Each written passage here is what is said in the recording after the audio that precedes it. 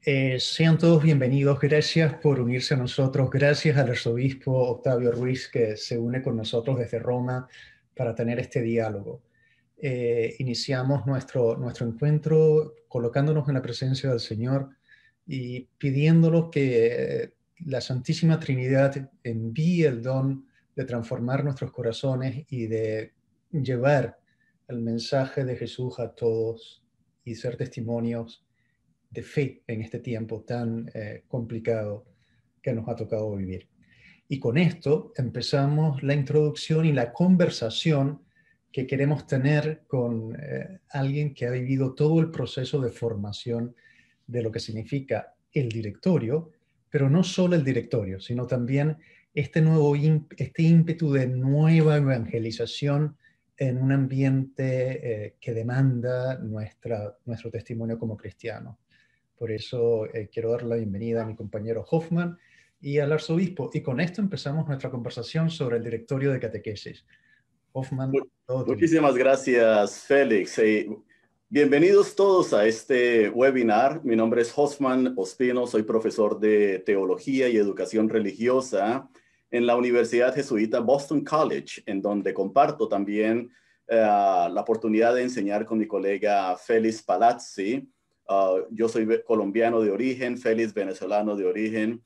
Y en el día de hoy tenemos este gusto de compartir con Monseñor el arzobispo Octavio Ruiz Arenas, quien ha sido secretario del Consejo Pontificio para la Promoción de la Nueva Evangelización por muchísimos años y hace poco, de hecho, terminó su periodo de servicio.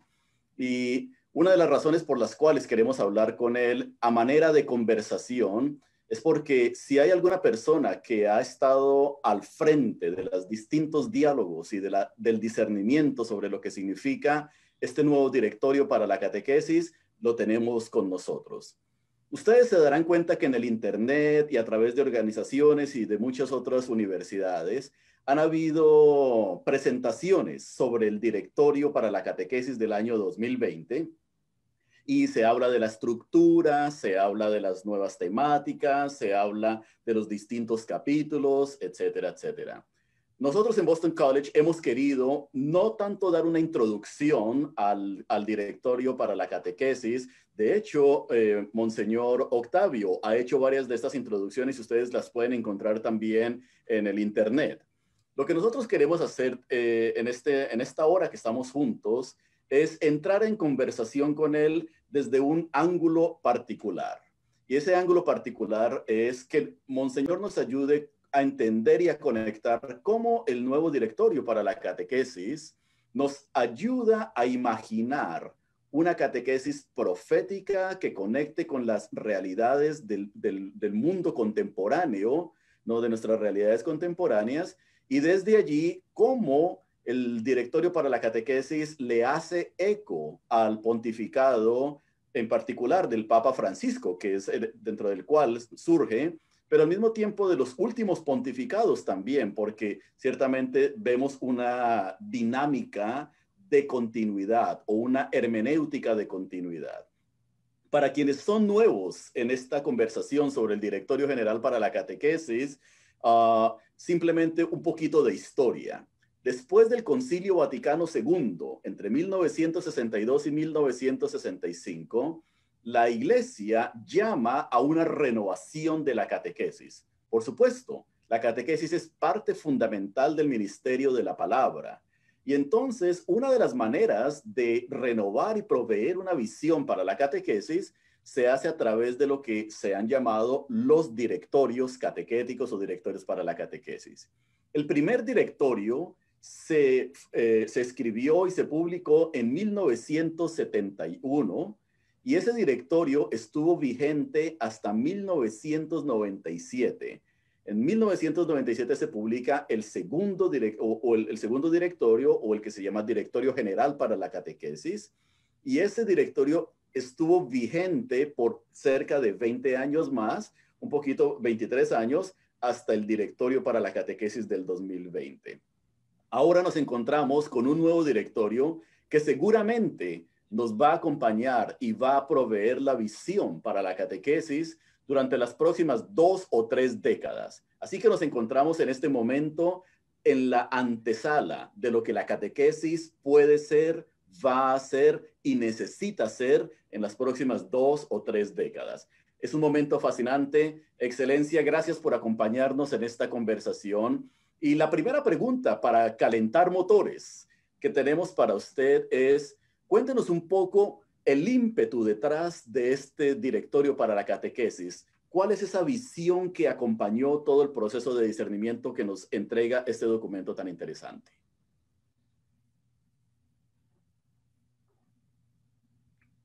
¿No le escuchamos todavía? Ok. Perfecto. En primer lugar, que quiero dar un saludo a todos los que están conectados en esta presentación, en este diálogo. Y de verdad que es muy importante que, asumiendo el directorio, podamos lograr una renovación de toda la acción catequética y sobre todo el que podamos responder a lo que la Iglesia nos está pidiendo en este momento en particular acerca de la evangelización. La idea fundamental que impulsó la necesidad de llegar a un nuevo directorio de la catequesis fue precisamente el tomar conciencia de la responsabilidad que el Papa Benedicto XVI nos había dado al Pontificio Consejo para la Promoción de la Nueva Evangelización.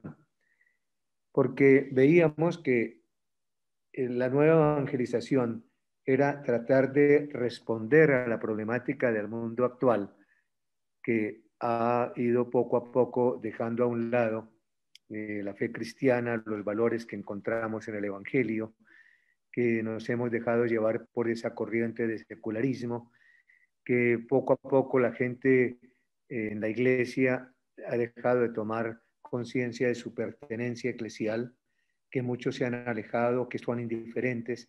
Entonces, frente a toda esa realidad, se veía que era necesario, como lo expresaba el mismo Juan Pablo II, cuando habló de nueva evangelización, luego el Papa Benedicto al crear el Pontificio Consejo, era necesario buscar que la gran novedad no era simplemente buscar unas técnicas o unas herramientas para la comunicación del Evangelio, sino volver a la centralidad misma del Evangelio. Es decir, presentar a Cristo como la novedad fundamental para entender lo que es nuestra existencia. Y luego, cuando el Papa Benedicto pasó la competencia de la catequesis al Pontificio Consejo, comenzamos a pensar cuál es esa relación fundamental que debe haber entre catequesis y evangelización. Porque muchos lo veían como dos cosas separadas. Una cosa era evangelizar, otra cosa era catequizar. Y vimos que era necesario que se pudiera entender que la catequesis es una parte fundamental, una herramienta sustancial de la evangelización, que no podemos separarla, porque la catequesis no hace otra cosa que transmitir la buena nueva, transmitir el evangelio, ayudar a que la persona tome conciencia de su fe, que haga una respuesta personal, que encuentre a Jesucristo. Y entonces, ese fue, digamos, el aspecto fundamental. ¿Qué nexo había entre catequesis y evangelización? Y cómo poder responder a una renovación de la catequesis partiendo no solamente de todo lo que Juan Pablo II en la catequesis Tradende, luego los dos directorios de catequesis que habían antecedido, sino también la Evangelii Gaudium y la Verbum Domini nos mostraban unas rutas que teníamos que tener muy en cuenta. Esto fue, digamos, el ímpetu, el comienzo de esa reflexión. Señor, usted ha mencionado en esa intervención dos elementos que quiero resaltar que son muy importantes y que están unidos con el directorio. El primero es ese cambio que se hizo de pasar la catequesis a la nueva evangelización. Significa e implica que es toda la iglesia la que está comprometida y no solamente la parte del clero que estaba antes, la parte de la catequesis, sino que se le da toda la iglesia la misión de la evangelización. Y con eso nos están llamando a una conversión pastoral. El directorio de la catequesis no es únicamente una nueva estrategia que queremos implementar, tiene su raíz, y este paso que con el Papa Benedicto XVI creo que ya estaba allí apuntado a una conversión pastoral de toda la iglesia en la catequesis. Y el segundo elemento que me gustaría hablar después es este que acaba de mencionar, que es muy importante, la relación evangelización y catequesis, ¿no? ¿Cómo es esta relación? Entonces, si pudiese, por favor, ¿qué implica esto que hemos hablado de conversión pastoral? ¿Cómo está relacionada la catequesis con una conversión pastoral? ¿Qué implica cuando hablamos de catequesis y conversión pastoral? ¿Cómo podríamos nosotros explicarla? Y la segunda, esta relación entre catequesis y evangelización, que me parece fundamental. Bueno, en primer lugar, Félix, usted anota algo que es muy importante y es precisamente lo que significó el traspaso de competencia. Porque si bien es cierto que cuando estaba en la congregación para el clero, se veía que la preocupación de la catequesis era ciertamente responsabilidad de los obispos y de los sacerdotes, pero a su vez veíamos que la inmensa mayoría de catequistas son laicos, hombres y mujeres que se dedican con gran generosidad y con mucha competencia en este campo de la catequesis. Y esto era para hacernos tomar conciencia justamente de que evangelizar es una labor fundamental de todo cristiano. Esto ya, por una parte, el documento de Aparecida había insistido mucho cuando nos hablaba de discípulos misioneros. El discípulo que bebe de la palabra de Dios, que se llena de esa palabra de Dios, que es el gozo y la alegría de haber encontrado a Jesucristo en su vida, no es para tenerlo de una manera privada, particular, sino que debe comunicarla, transmitirla, y que esa transmisión del Evangelio, por ese gozo que se tiene de haber recibido a Jesucristo, pues todo bautizado tiene que cumplir esa tarea. Entonces, ahí yo creo que era el Papa Benedicto XVI quería hacernos tomar conciencia de que eso que hacían los laicos no era una colaboración a los sacerdotes, sino que era el cumplimiento de su misión como bautizados. Como bautizados están llamados a evangelizar. Y entonces el catequista tiene que tomar conciencia de que es una persona que ha sido llamada por el Señor, que ha recibido verdaderamente una vocación. Es una tarea que cumple en nombre de la Iglesia, enviado por ella, porque en este momento es fundamental que tomemos mucha conciencia de esa responsabilidad que tienen todos los bautizados o que tenemos todos los bautizados para mostrar a Jesucristo y hacerlo conocer, para que amándolo todos lo podamos luego seguir. Y en segundo lugar, teniendo en cuenta lo que el Papa Francisco, sobre todo ya en la Evangelii Gaudium y luego en las últimas exhortaciones apostólicas, sobre todo en la exhortación a los jóvenes, nos ha venido hablando del nuevo impulso misionero que debe tener la tarea evangelizadora. Yo creo que esto ha sido también fundamental.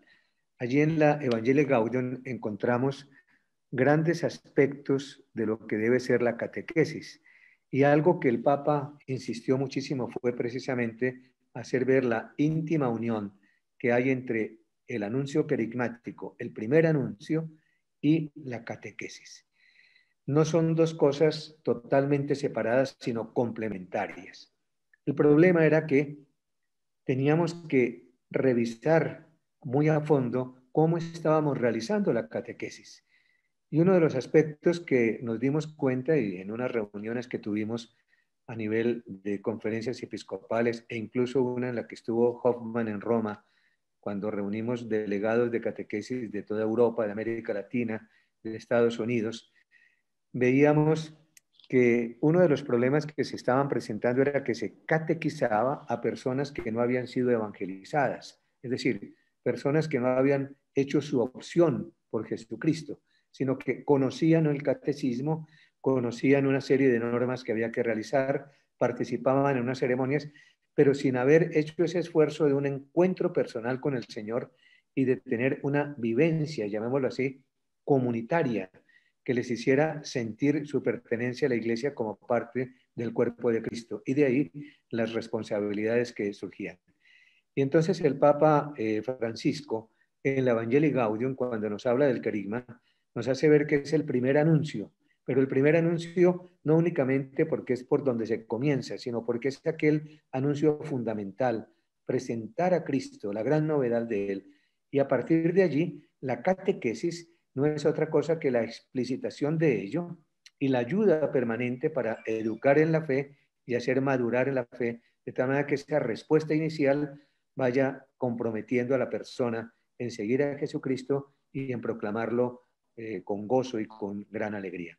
Y este yo creo que es uno de los aspectos fundamentales de la conversión pastoral. Y además, unido a esto de la conversión pastoral, está justamente el papel que debe tener el obispo, el sacerdote y el catequista en esa tarea. Cada uno de ellos tiene un papel fundamental. El obispo es el primer catequista y el que tiene la responsabilidad de la evangelización, no porque él sea el único que tiene que evangelizar, sino coordinar, ayudar, animar los sacerdotes en sus parroquias. Pero los catequistas tienen una tarea muy importante, pero no solamente ellos, que tener en cuenta que los padres de familia deben ser los primeros transmisores de la fe, que tienen que tomar conciencia de esa responsabilidad, no delegarla, todo lo contrario. Debemos ver cómo hoy en día ayudamos para que en la familia se vuelva a orar juntos, para que en la familia se hable del Señor y que de una u otra manera cumplamos esa responsabilidad. Y también cómo, digamos, es una catequesis que tiene que, o sí, una interiorización del Evangelio que debe responder a cada una de las edades, de tal manera que nos preocupemos por acompañar al niño, al joven que comienza su adolescencia, al adulto mayor, etcétera, que tienen características fundamentales y necesidades particulares a las que hay que responder. De manera que ese llamado a la conversión pastoral es fundamental. Excelencia, muchas de las cosas que usted nos acaba de compartir, en cierta manera han sido parte de la tradición de la Iglesia a través de los siglos, ¿cierto? Siempre los cristianos católicos hemos tenido la convicción de los padres de familia siendo los primeros evangelizadores. Me encanta que nos recuerde que no podemos hablar de catequesis ni evangelización sin tener primero un encuentro personal con Cristo Jesús. Y yo creo que esto ha sido muy fundamental, especialmente en los últimos pontificados, se ha resaltado bastante al hablar de la nueva evangelización. Ahora bien, como decía el antiguo adagio de la teología escolástica, ¿no? La gracia supone la naturaleza. O sea, el tipo de catequesis que la Iglesia nos ofrece hoy en día, nos ofrecen en este directorio y en los anteriores también, en gran parte exigen una predisposición de la comunidad eclesial para avanzarla y al mismo tiempo de la sociedad en la que vivimos. Algo que le quiero preguntar y quisiera tener un poco de su opinión, especialmente en el proceso de movernos hacia la idea de una catequesis profética, es el hecho que a mediados del siglo XX, los católicos en Europa hablaban también de un tipo de catequesis muy similar al que usted ha descrito, ¿cierto? Y se decía, si entramos en este tipo de catequesis que involucra a la familia, que es evangelizador, quizás podemos darle un reversazo a los procesos secularizadores, de Europa. Lamentablemente, 50 años después, Europa ya se había declarado un continente postcristiano, postcatólico e incluso en muchos países anticatólico, ¿no? Ahora en los Estados Unidos y en América Latina vemos el flagelo, por ejemplo, de abusos sexuales de niños por parte del clero, vemos problemas intraeclesiales que lamentablemente han forzado a mucha gente, y digo lamentablemente, a dejar de identificarse con el catolicismo. En los Estados Unidos, aproximadamente 10 a 15 millones de personas, por ejemplo, han dejado el catolicismo en las últimas 2 décadas, ¿no? En Chile vemos un gran impacto de los abusos y de otras realidades, y vemos como en Centroamérica, países que comenzaron el siglo XX como países católicos, lo terminaron como países en donde menos de la mitad de la población es católica. Le estoy presentando una imagen escatológica de la realidad que estamos viendo, ¿cierto? Entonces, la pregunta del millón es, ¿qué esperanzas ve usted en la visión de este directorio de catequesis, ¿no? ¿Qué pautas encuentra usted para responder a esos movimientos de secularización, de desencanto con una iglesia institucional que en ciertas circunstancias ha traído cierto dolor a muchas personas, y al mismo tiempo los procesos de descatolización, si se puede utilizar esa palabra, en América Latina e incluso en los mismos Estados Unidos? Bueno, sin duda alguna, el directorio pues trata de responder en parte a todas estas inquietudes que tú has mencionado. Hay que tener en cuenta que siendo un directorio universal, no era posible particularizar, sino que toma unos grandes principios, porque la finalidad del directorio no es tanto señalar lo que hay que hacer, sino mostrar unas pautas para que ya en las conferencias episcopales y en las diócesis en particular, se pudieran, teniendo en cuenta las circunstancias concretas de cada región, responder a las inquietudes que allí se mostraban. Sin duda alguna, por ejemplo, todo este problema que mencionaba de los abusos que se han cometido, lamentablemente abusos, pues sabemos, no solamente es por parte del clero, sino que ha habido toda una cultura permisiva durante muchos años, comenzando por la misma familia, al interior de la familia. Lógicamente, el escándalo del clero es porque se ha confiado a las personas que se consideraba que serían inofensivas y que podrían dar una formación correcta a los niños y a los jóvenes, y dada la posición que tiene el sacerdote o el obispo, pues eso ha producido ese grave escándalo y al mismo tiempo la desafección por parte de muchos católicos. De ahí la necesidad no solamente de la conversión pastoral, sino de la conversión personal. Yo creo que el directorio justamente en uno de los números habla de la responsabilidad que tiene el catequista, y cuando se habla del catequista se refiere a todos los que de una u otra manera tenemos que evangelizar, del respeto que hay que tener por la persona y sobre todo el cuidado con los niños y con los jóvenes, sobre todo en este campo. De manera que este es un aspecto que trata el directorio de paso, porque era imposible meterse a dar una respuesta total porque también están involucrados otros dicasterios en esta problemática. Pero yo creo que hoy en día, frente a todo esto, el Papa ha planteado algo que, por una parte, se ha comenzado con gran ímpetu ya en algunas naciones, que es la renovación del catecumenado. Es decir, una catequesis con espíritu catecumenal. Esto supone necesariamente un cambio total. Y un cambio porque se trata de procesos. Y resulta que cuando hablamos de procesos, muchas veces les parece, por ejemplo, a los sacerdotes o a muchos obispos, que una planificación y una proyección a partir de procesos es complicada. Esto supone ciertamente un esfuerzo y un cambio total, porque si nosotros hablamos de procesos es porque vamos a tomar a la persona en su circunstancia, en sus necesidades, en el conocimiento de su madurez en la fe, etcétera, de un acompañamiento permanente. Entonces, yo creo que la tarea de la evangelización tiene que cambiar ese sistema escolarizado que existía y que es demasiado fuerte, sobre todo allá en Estados Unidos y en algunos países europeos, porque confundir la evangelización con una simple clase pues al final la gente dice, bueno, una clase más y necesito pasar con una buena nota y se acabó el problema. Pero resulta que aquí no, aquí es sembrar la fe en el corazón de una persona. Y esto supone entonces todo un proceso que debería comenzar desde la niñez, pero que puede comenzar en cualquier momento cuando la persona abre su corazón para aceptar el mensaje del Señor. Y la catequesis entonces tiene que ser muy personalizada. Y allí es donde se va a necesitar un cambio profundo, una renovación de la catequesis. Y el directorio habla mucho de la necesidad del acompañamiento.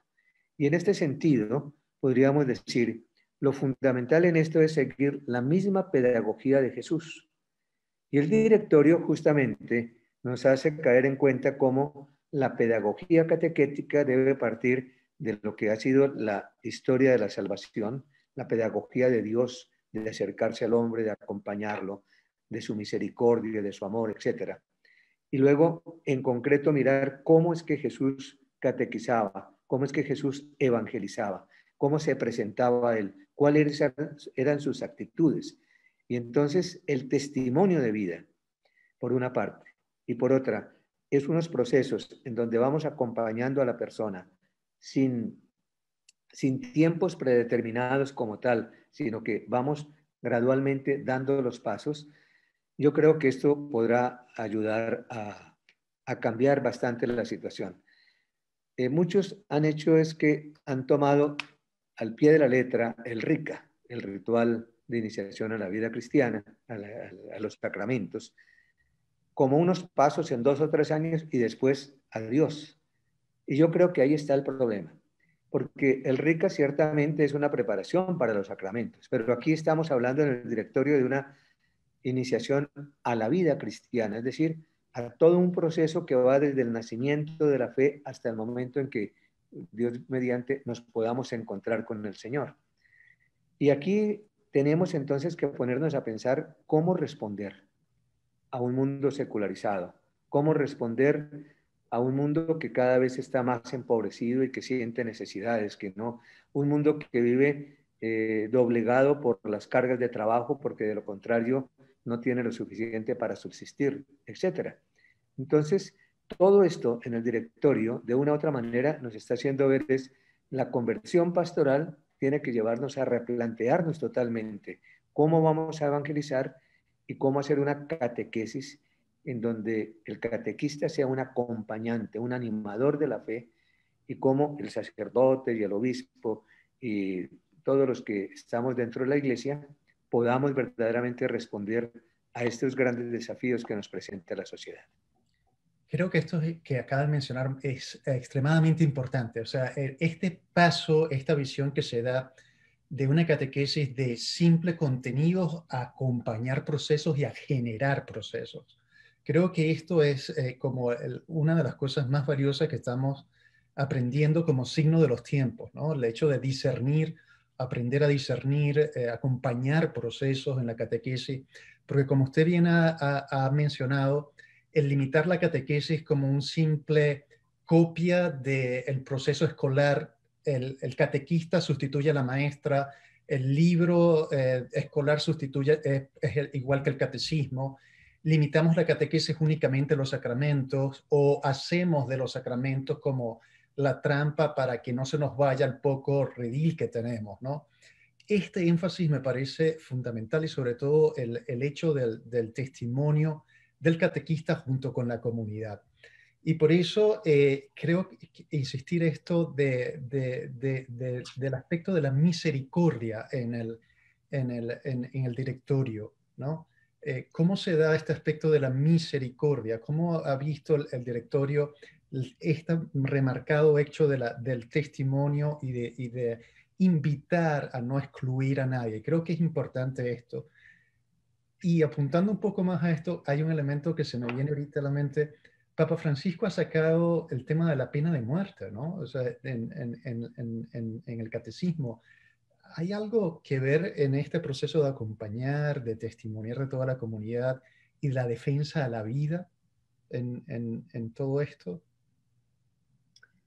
Bueno, sin duda alguna, Sabemos que el Papa Francisco, desde que inició su pontificado, y ya siguiendo también las pautas que nos había dado San Juan Pablo II en su encíclica Dives in Misericordia, Papa Francisco pues no ha hecho otra cosa que decirnos, si abrimos las páginas del Evangelio, qué es lo que encontramos, la expresión de la misericordia divina. Y nos dice el Papa Francisco, Jesús es el rostro de la misericordia del Padre. Y por eso tuvimos ese gran jubileo de la misericordia, que fue celebrado con tanto entusiasmo por toda la iglesia y surgieron muchas obras de misericordia. Pero lo importante era hacer tomar conciencia que si nosotros queremos ser cristianos, una de las características fundamentales de nuestra vida cristiana debe ser que somos misericordiosos. Debemos ser misericordiosos como el Padre. Y Jesús fue el que nos dio ejemplo de misericordia. Y ese ejemplo de misericordia, como Félix estaba señalando, pues era una misericordia que no excluía a nadie. Desafortunadamente estamos en un mundo en el que se excluye a tantas personas, donde hay discriminación, donde se continúa viviendo ciertos grados de esclavitud, etc. Nosotros como cristianos tenemos que transformar el mundo. El Papa San Pablo VI, en la Evangelii Nuntiandi, muy claramente, cuando hablaba de qué es la evangelización, nos decía que no solamente era anunciar la persona de Jesucristo en toda su integridad, sino cómo influir en la sociedad, cómo transformar la sociedad, cómo hacer posible que el Evangelio transforme toda la fibra de nuestra existencia. Y yo creo que allí es donde tenemos que nosotros comenzar por ser misericordiosos. Sabemos que incluso cuando miramos los hechos de los apóstoles, una de las características que alababa la gente era el modo como ellos se trataban, la misericordia que se tenían, que se expresaba en el perdón, en el saber compartir, etc. Entonces, hoy en día nosotros tenemos que luchar por evitar que se excluyan las personas. Y en eso Jesús nos dio un ejemplo magnífico. No excluyó a aquellos que eran pecadores, no excluyó a aquellos que tenían esas enfermedades, entre comillas, legales, que los excluían de la sociedad, no excluyó a la adúltera, trataba con los publicanos y los pecadores, etc. Y causó eso escándalo, pero al mismo tiempo admiración. Y yo creo que hoy en día nos sucede a todos nosotros lo mismo. Y una de las cosas fundamentales es que sigamos luchando por el valor y la dignidad de la vida humana. Y en este caso, pues el Papa, en concreto, cuando habla de la pena de muerte, que quiso que en el catecismo se cambiara ese numeral en donde se hablaba que en ciertos casos determinados se podía justificar la pena de muerte, hacía ver cómo todos tenemos la misma dignidad y por más pecadores que seamos y por más grave que hayamos cometido una cuestión, la vida prima sobre cualquier cosa y que se debe buscar es el modo de reeducar, de ayudar a que la persona pudiera convertirse y volver a integrarse en la sociedad.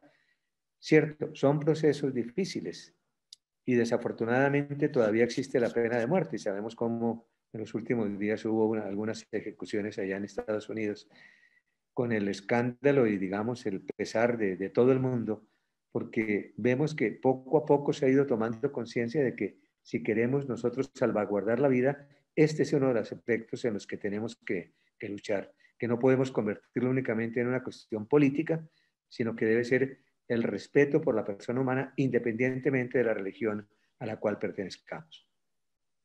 Fascinante, monseñor. Esto me llama la atención, estas referencias antropológicas, lo que Félix estabas diciendo, ¿no?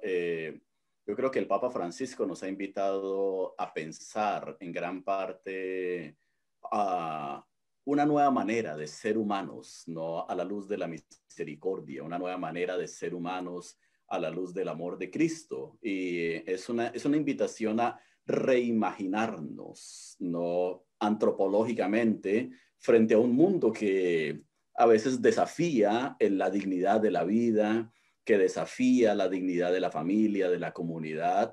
Y yo creo que en Fratelli Tutti, el Papa Francisco también nos recuerda mucho esta dimensión antropológica haciendo énfasis en la idea de fraternidad, de amistad, de dependencia mutua. Hablando de cambios antropológicos y de perspectivas antropológicas, por un lado vemos que la iglesia como institución, como maestra, como madre, como catequista, nos invita a, en gran parte, asumir una perspectiva antropológica a la luz del misterio de Cristo resucitado. Y esto es fundamental, aparece bien claro en el directorio.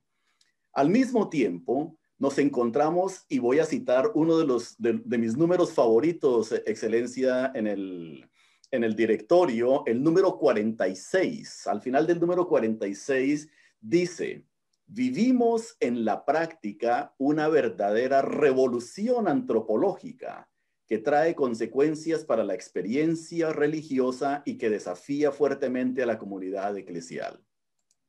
Esta frase surge en el contexto de las culturas digitales, ¿no? Cuando se habla de las culturas digitales y especialmente la manera como las nuevas generaciones viven su vida diaria, ¿cierto? Todos, miren, por ejemplo, esta presentación, esta conversación ocurre en medio de un mundo digital, la videoconferencia, usted está en Roma, tenemos personas en todas partes de América Latina, Norteamérica, etcétera.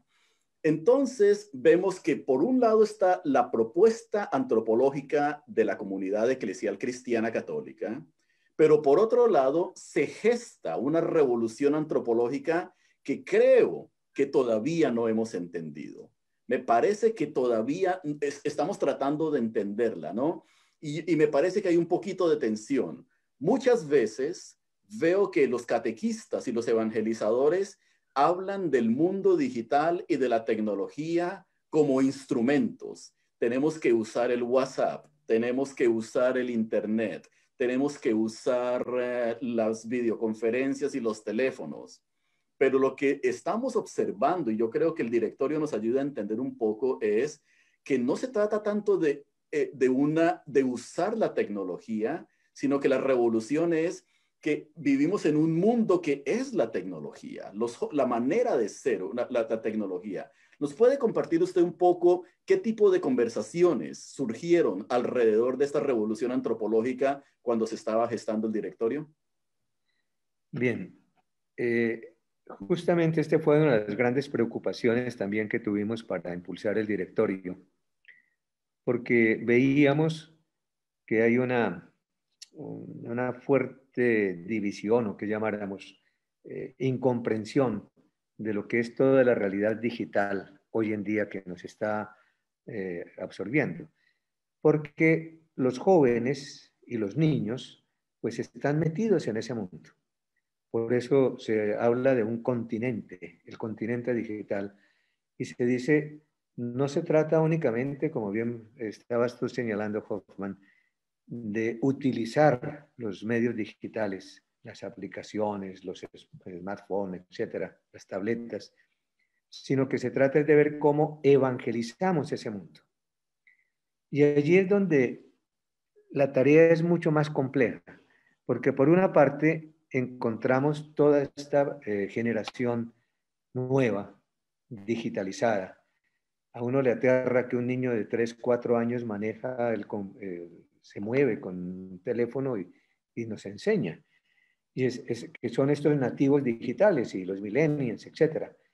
Pero nosotros que somos simplemente personas que por fuerza nos ha ido tocando meternos dentro de ese mundo, nos cuesta más trabajo. Y si había una incomprensión generacional, ahora es mucho más fuerte. No solamente, ustedes tienen también el problema del idioma, de aquellos que han venido hace muchos años y no aprendieron el inglés y sus hijos, por el contrario, están metidos en el mundo inglés y no logran entenderse. Esto pasa también ya con nosotros, que nos cuesta trabajo entender a los jóvenes y no solamente entenderlos a ellos, sino entender ese mundo en el que ellos están metidos. Y si nosotros no entendemos que se trata de evangelizar ese mundo, ¿y cómo lo podemos evangelizar? Yo creo que ahí es donde tenemos que buscar no solamente una solidaridad, sino subsidiariedad, de darles a ellos mismos una responsabilidad. Que nuestros jóvenes que han logrado hacer una opción de fe nos ayuden a evangelizar ese mundo. No podemos pensar que nosotros con nuestras palabras, nuestros ejemplos, con nuestras predicaciones, vamos a convertir a esa gente, porque no llegamos a ellos. Sí, estamos utilizando los medios digitales y la pandemia pues nos ha obligado, no sé en Estados Unidos qué tanto haya sido, pero hoy en día pues la mayoría de las personas está trabajando en casa, los niños reciben su clase en su casa a través del celular o a través de la tableta y ellos pues uno los ve que se manejan tranquilamente. A nosotros nos cuesta trabajo y uno tiene que decir, pero ¿dónde tengo que hundir? ¿Qué botón tengo que tocar? Etcétera, porque tenemos esa mentalidad de utilizar un instrumento, pero no estamos metidos en ese mundo. Todavía estamos acostumbrados a escribir nuestras cuestiones sin pensar en que eso hay que comunicarlo ahora de una manera diferente, de una manera más personal, porque ciertamente nosotros podemos escribir libros. El libro puede llegar a mucha gente y todavía mucha gente lo lee y algunos lo podrán leer en su tableta, como quiera. Pero yo creo que llega más la imagen, el ejemplo, el testimonio. Y esto nos tiene que hacer cambiar. Tenemos que buscar el modo de que las parroquias hagan verdaderas comunidades en donde se busque gente preparada que nos ayude a, a dar este paso. Es un paso muy complejo y yo creo que es uno de los grandes retos que nos plantea el directorio. Cómo evangelizar esta cultura digital, cómo llegar a ese continente, cómo entender esos nuevos lenguajes y cómo traducir el evangelio a esta realidad para que sea apetecible para los jóvenes, sin traicionar la verdad del evangelio, sin cambiar la esencia misma de la verdad del Señor, pero nos toca hacer un esfuerzo que va a sobrepasar, digamos, lo que hasta el momento podíamos nosotros haber hecho hasta este momento. Sí, y yo creo que esto que plantea el directorio me parece sumamente, porque el directorio lo que trata es de leer los signos de los tiempos y tratarlo de traer en la evangelización y en la catequesis, porque no es un tema nada más para los jóvenes. El mundo digital desafía la verdad y la libertad. Son dos aspectos que nos implican a todos. O sea, nadie puede negar el efecto que tienen los fake news o cómo algoritmos pueden entrar dentro de la configuración de mi propia libertad. Y sobre todo está en juego la comunidad, ¿no? O sea, cuando yo me meto dentro del mundo digital, estoy yo ensimismado. Por esto los retos de esta nueva evangelización y lo fascinante que la catequesis puede ser transformada, no solamente para los jóvenes, es una tarea fascinante. Este tema del mundo digital es fascinante, ¿no? Porque está implicado nuestra propia existencia como seres humanos y además porque desafía la historia de la iglesia, los años que pueden implicar el hecho del avance en el mundo digital. eh, eh, para nosotros es inmenso todo lo que significa este avance de este mundo digital. Yo creo que si quiere puede ahondar un poco más en el mundo digital, pero hay algo que a mí me gusta mucho de este directorio. Cuando trae en este aspecto del mundo digital, habla de la formación teológica, habla de la formación religiosa, pero también habla de la piedad popular. Me ha llamado la atención esto de la piedad popular y la va a unir con el tema de la belleza, algo que también me parece muy importante del directorio, el tema de la belleza, ¿no? Y estos dos temas, es un, es, es un mundo fascinante el directorio, debo admitirlo. Pero estos dos temas a mí me han llamado mucho la atención, aparte del mundo digital. ¿Podría, por favor, comentar un poco esto de la piedad popular que a veces se ve como relegada y lo ha traído el directorio, ¿no? Bueno, ciertamente uno de los aspectos que ha ayudado para que el crecimiento de la secularización ha sido la pérdida de los valores de la piedad popular.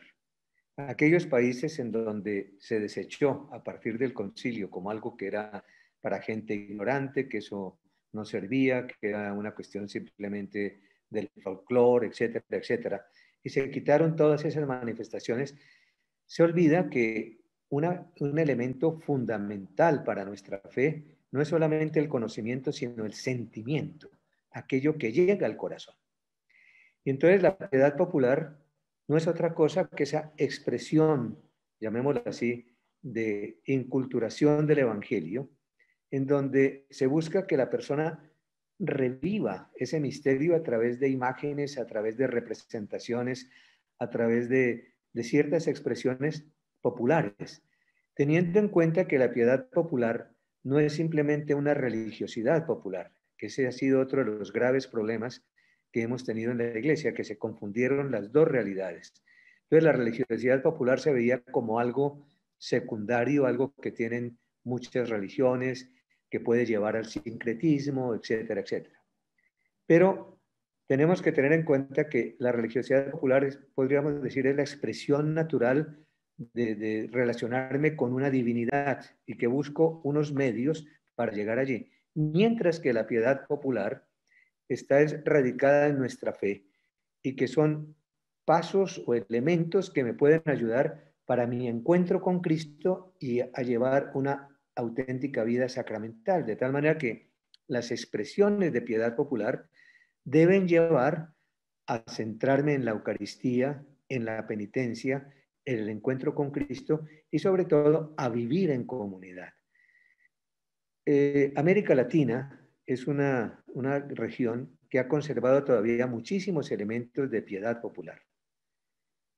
Allí se necesita verdaderamente tener mucho cuidado porque muchas veces dejamos que esa piedad popular se convierta únicamente en una expresión folclórica, en una gran fiesta, pero que no lleva a una interiorización del evangelio. No se aprovecha la piedad popular para evangelizar de verdad. ¿Y qué es lo que busca el directorio? Diciendo, aprovechemos estas expresiones, estas manifestaciones de piedad popular para evangelizar. Y se da pie, por ejemplo, o mucha importancia, a hablar de las peregrinaciones. La vida cristiana es un camino. Nuestra vida cristiana es un caminar hacia el Señor.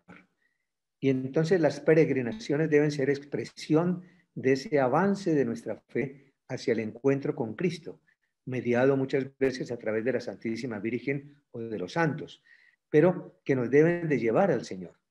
Y allí el directorio nos habla precisamente, cuando habla de la piedad popular, de la importancia de las peregrinaciones, que es una realidad que incluso mueve mucho a los jóvenes. Hay, por ejemplo, en Chile, allá en Santiago, hay esa peregrinación que se hace al santuario de Santa Teresa de los Andes, en donde cada año van entre 70 y 80,000 jóvenes en peregrinación. Hacen una parte en autobuses y luego caminan cerca de 20 o más kilómetros para llegar al santuario y uno ve ese gozo, esa alegría. Yo tuve la oportunidad hace como unos 8 años de estar en una de estas manifestaciones allá en Santiago y me pareció que era algo verdaderamente hermoso ver jóvenes que están allí. Las mismas jornadas mundiales de la juventud, donde pueden estar 1,000,000 de jóvenes de distintas partes del mundo, que aunque muchos vayan en un plan, entre otras, medio turístico, sin embargo, van con una expresión de fe y que participan manifestando que se han ido es porque buscan al Señor, quieren compartir con otros jóvenes su propia experiencia.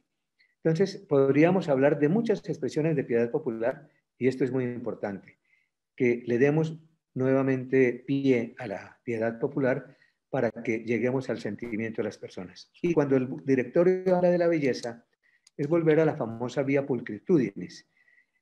Durante muchos siglos, donde la gente incluso era analfabeta, esas grandes obras de arte que encontramos en los templos era la catequesis viva, que la gente pudiera entender lo que encontrábamos en el libro de los evangelios.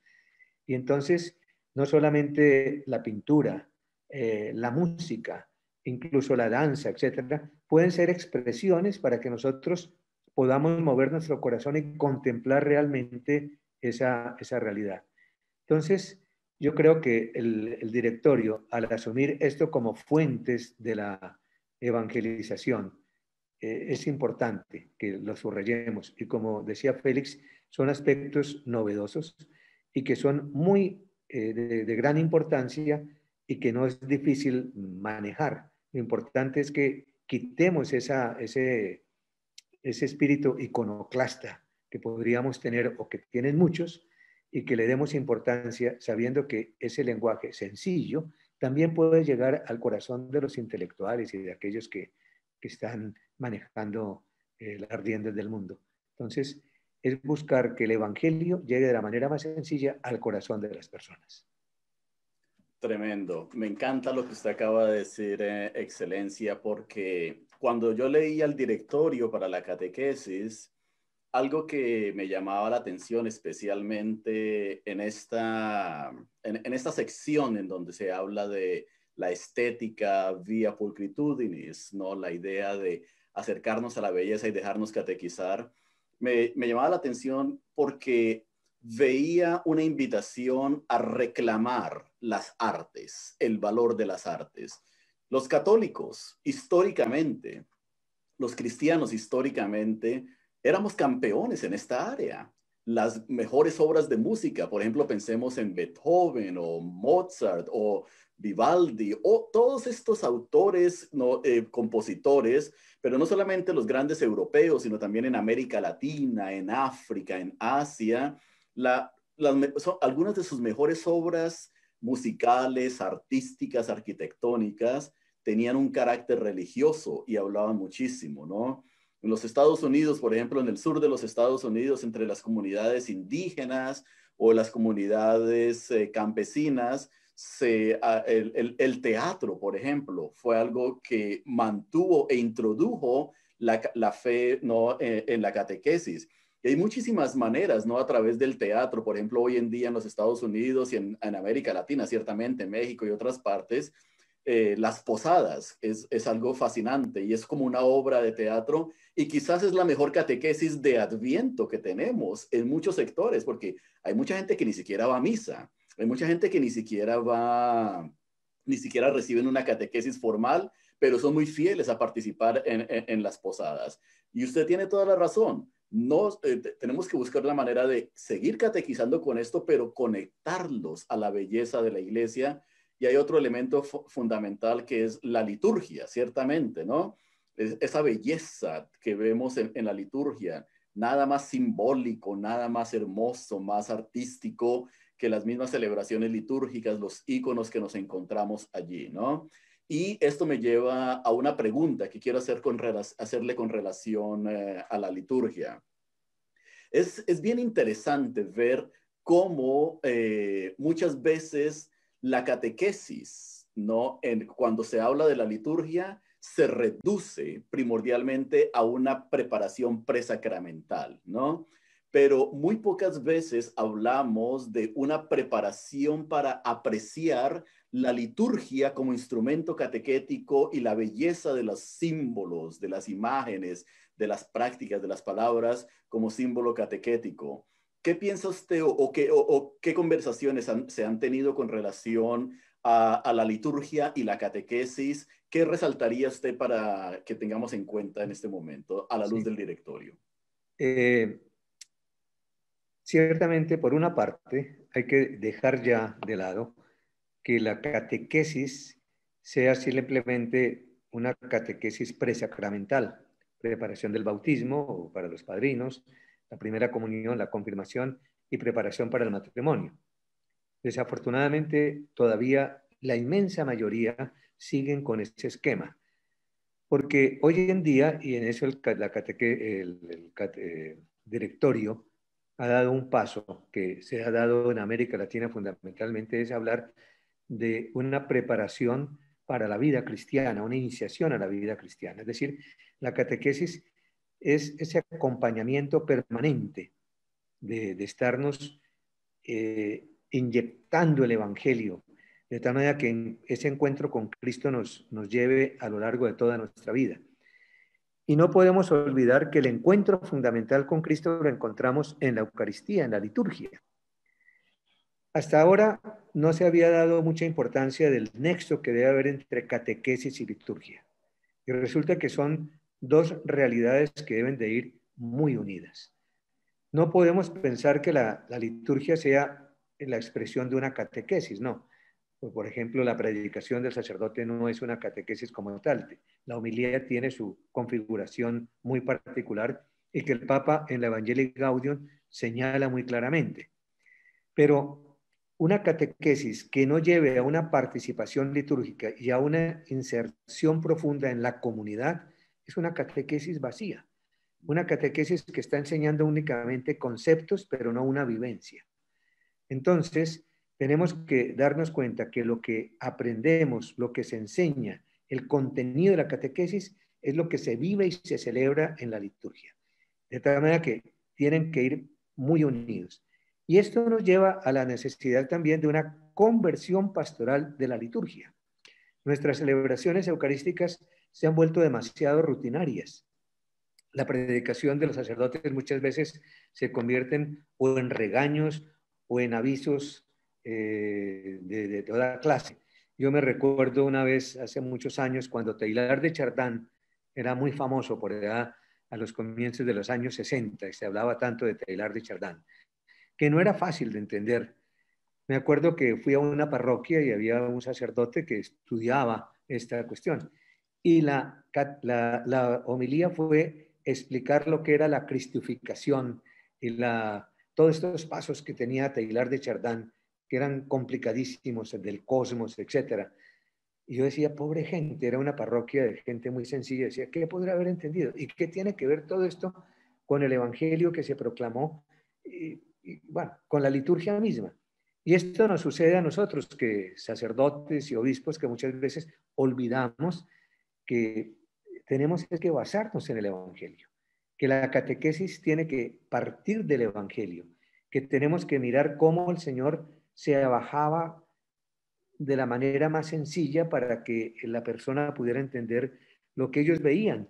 Tantos ejemplos tomados de la agricultura, por ejemplo, que ellos lo podían entender, de la ganadería de esa época, las ovejas, etcétera. Tantas cosas que a nosotros nos puede parecer un poco extrañas, pero que era simplemente de cómo adaptarnos. Y hoy tenemos que hacer nosotros ese esfuerzo y darle grandeza a la liturgia para que se resalte realmente la belleza del misterio que estamos celebrando.